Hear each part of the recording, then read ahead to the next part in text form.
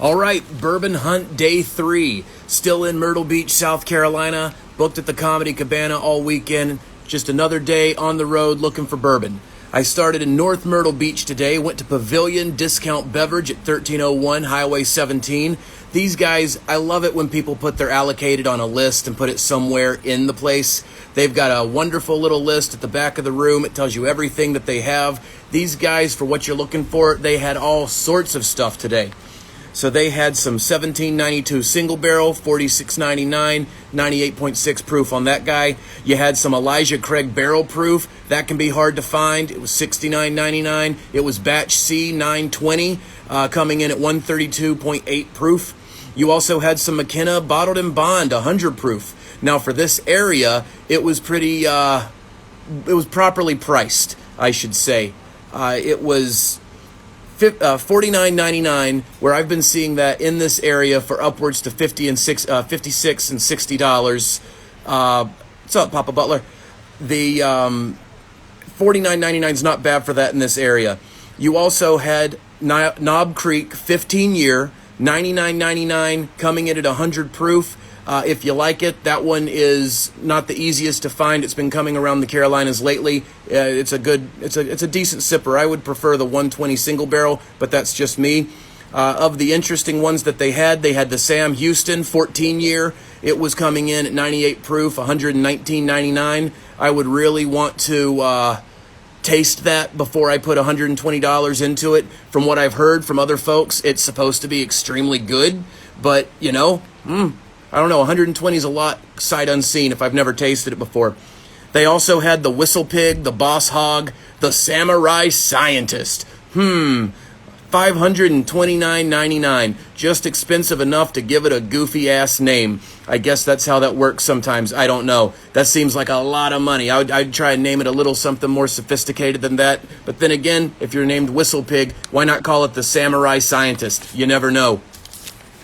After that, I went to Owens on North Kings Highway. Now, Owens is just a little hole-in-the-wall sort of liquor store. Nothing against them. It's just that's what they are.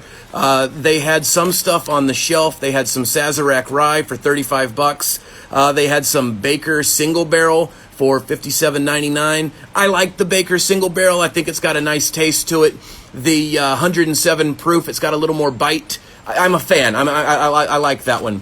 But then they had some really interesting stuff that the guy let me see from behind the shelf. They had an Elijah Craig 18-year. It's only 90 proof, but they were selling it for $499.99.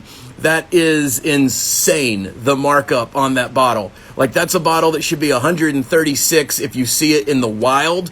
That should not be $499.99. I mean, I know we're in a tourist town and people are probably just buying things because they've never seen it before.